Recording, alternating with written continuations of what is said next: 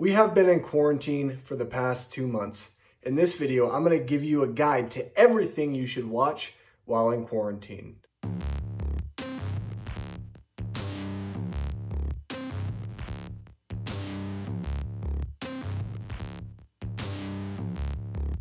With the COVID-19 pandemic starting to slowly but surely die down, I'm going to give you a list of films and television shows that you should be watching anytime that you are quarantined. Even though this situation might be close to having a resolve, in the future, there may be other situations like this. So this is a guide for you to have something to put on your list to watch during the time that you are quarantined. Now, I want to know your guys' opinions down below in the comment section. So what do you guys think people should binge? Let us know down below. Are you upset about anything that I added on this list, or is there anything that you would have added yourself to my list? Now, this is just my opinion, and that is all. Take it with a grain of salt. Watch what you want to watch out of this list, but I feel like the things that I have picked are specifically for those people who enjoy binge watching and are trying to find something to do while being quarantined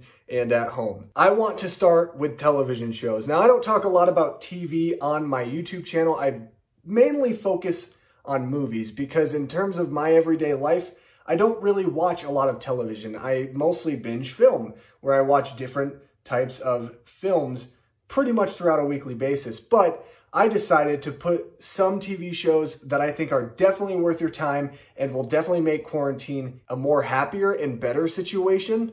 So here are the TV shows that I recommend in no particular order. Game of Thrones. This is a show that will truly make you be on the edge of your seat every single episode as main characters go back and forth, as some that you root for die and others that you hate survive. This is a show that is absolutely incredible, and it is definitely worth the time and the effort, and it is on HBO now. So if you want to go ahead and binge Game of Thrones in quarantine, you can turn to HBO now, or even the newest service, HBO Max, which launches May 27th. The Office. The Office is one of the greatest sitcoms ever. Now, it is told from a different perspective, as it is not a sitcom, but it is mainly a mockumentary series that focuses on a cast of characters in an office setting. This is one of my favorite shows. I've already watched it 2 times over, and it is available on Netflix, and pretty soon it will be available to stream on the new Peacock service for NBC Universal. Community. I've only watched a few episodes of Community, so I have to say that I have not watched the entire series, but from what I've seen of the show, it is totally bingeable. This is a show that is very funny. It finds humor in the community college setting as it takes a cast of characters of all different ages and demographics, and it puts them into a study group type of setting where these characters feed off of one another's energy. This is a show that stars Joel McHale, Donald Glover, Allison Brie, and it is a show that I definitely think you would love during quarantine. That 70s Show. This is a show that is also like Community and The Office on Netflix.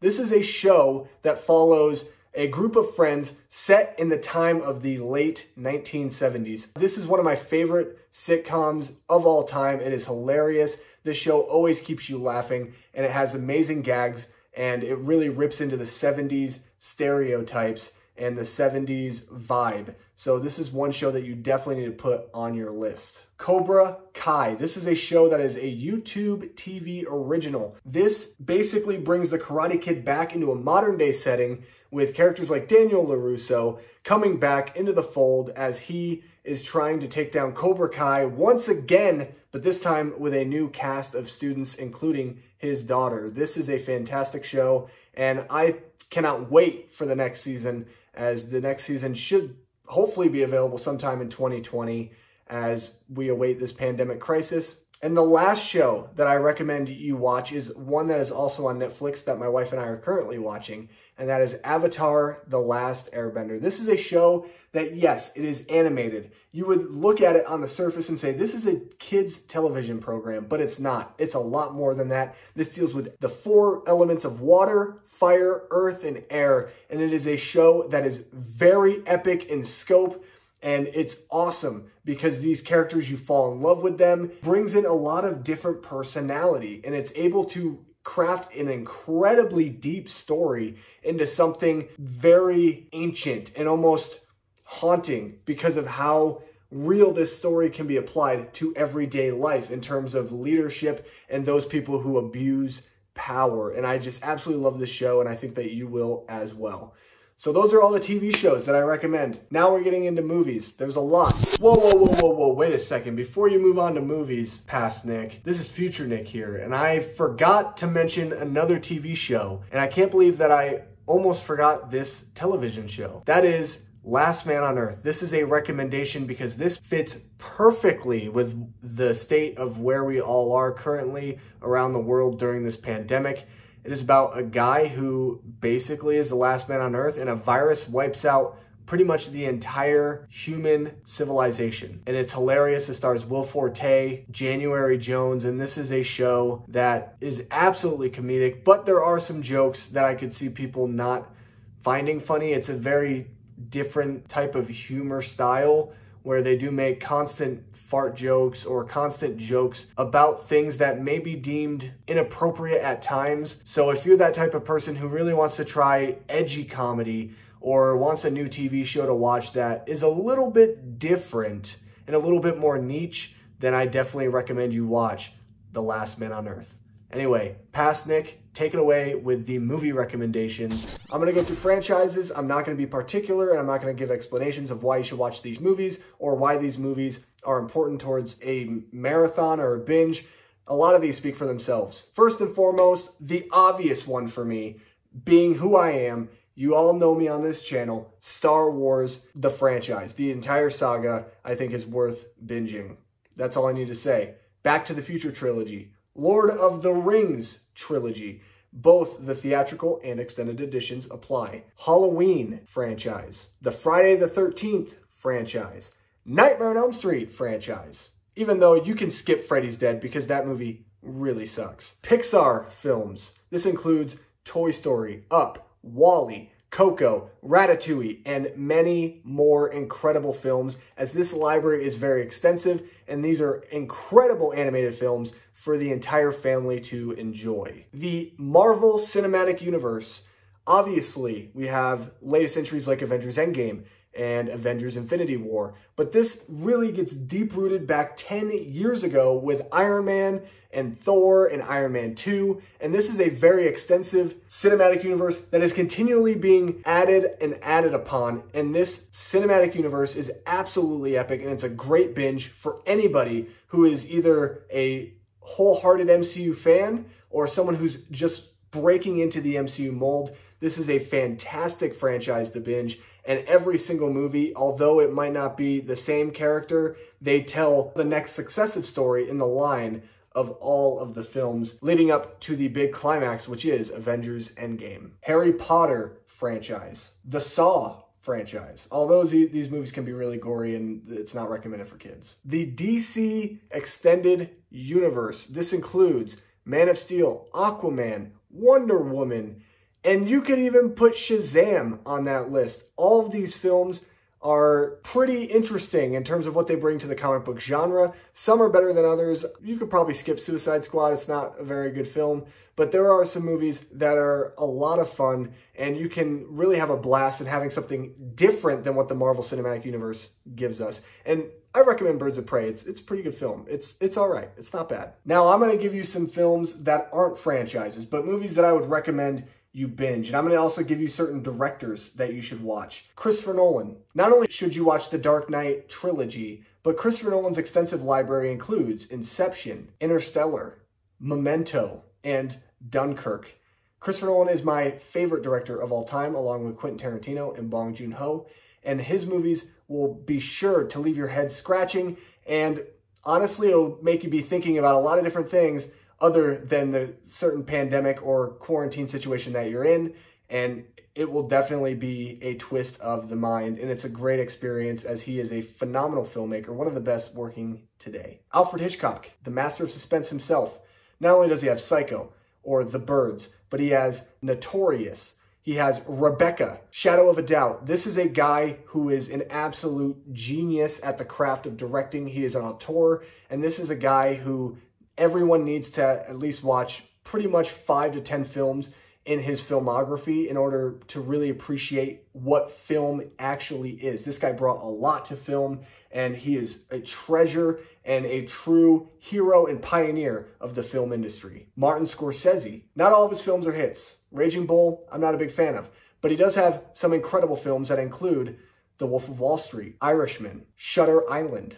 This is a guy who, at his ripe old age, continues to make hit after hit. He knows how to make an incredible film. And you want a family-friendly film by Martin Scorsese? Try Hugo. That is a movie that is truly gripping, and it shows that you can really be a master director in storytelling and also in texture, as he is able to layer a lot of different textures and make this movie really stand out on its own, as it's almost like a book that came to life. And that is exactly what he was able to do with Hugo. Quentin Tarantino. He's a very controversial filmmaker, but he has some incredible films that not only include Pulp Fiction or Reservoir Dogs, but Inglourious Bastards, his new Once Upon a Time in Hollywood, The Hateful Eight, and even Django Unchained. This is a guy who continues to make hit after hit. He also is an auteur in his craft and is a guy that's not afraid of controversy or leaning into too many racial slurs, which is a bad thing, but he still does it. Films are very diverse, and they're not one genre in particular, but a mixture of genres, as he truly shows that he is a historian of the craft of filmmaking and the biggest fan of filmmaking. Bong Joon-ho. Parasite won Best Picture in 2019, and it was well-deserved. It is one of my all-time favorite films. It was the best film of 2019. But not only does he have that film, he also has a film called Mother, which I highly recommend. This is a movie that is an underrated gem. I think that this movie is a master class in directing and in acting and in storytelling. And this is a movie that will leave you in wondrous awe, just like Parasite did. I also recommend you watch Citizen Kane, Casablanca, The Princess Bride, which is, by the way, that and Empire Strikes Back are my two favorite films of all time. So that's why I put that in there. 12 Angry Men. Fantastic Mr. Fox. In general, Wes Anderson, his filmography is very one note in his style, but he tells some pretty interesting stories. Life is Beautiful. If you want to cry, it's a perfect movie for that, as it is the most beautiful Holocaust film I've ever seen. Train to Busan. 10 Things I Hate About You. I know I might get a lot of crap for that one, but I truly enjoy that movie. A Quiet Place. Wow, John Krasinski, I mean, really goes from Jim and from The Office to this. I mean, it's absolutely incredible, his transformative performance, and also as a director, showing that he can truly bring something different to the horror genre. A Star is Born. The Star Trek films, any of them, really. I mean, that's a pretty good series. Spider-Man Into the Spider-Verse. The Sam Raimi Spider-Man trilogy. I couldn't forget that one in there. The Evil Dead franchise. Hellraiser 1 and 2. The only two movies worth it in the entire franchise. And for you musical lovers out there, we got Moulin Rouge, Grease, Beauty and the Beast, La La Land, and The Greatest Showman. Other films that you could watch that I think are very fun. Jaws, definitely Jaws. At least 3 movies that are featured in the Criterion Collection. My recommendations are Charade, Fantastic Mr. Fox, as I've already said once before, and Being John Malkovich. Movies from your birth year. I was born in 1995, so I recommend movies like Braveheart or Get Shorty. And last but not least, for those who love international cinema and they don't just want to watch Bong Joon-ho, here's a couple of recommendations. Cold War, Cyrano de Bergerac, Portrait of a Lady on Fire, and one by my friend Nate Hale that I've yet to watch, but it's definitely on my list, Diabolique. I figured, Nate, that you'd probably be upset if I didn't mention Diabolique, right? Anyway, guys, those are my recommendations. Those are things that I think you should watch during the time that you're quarantined. And again, you know, you can adjust this list however you want. You can add whatever you want or subtract anything you want from this list. Every movie title that I've mentioned, I will link down below. So I'll kind of leave the list out for you guys so you can be able to see it and you don't have to constantly look back and forth from this video. I named a lot of TV shows and a lot of movies. If you enjoyed this video, make sure you hit that like button down below and leave a comment on what your list is. Subscribe to the channel so that way you can always be up to date on everything that I'm doing and everything that I'm uploading. And as always, I'll see you guys in my next video. Stay quarantined.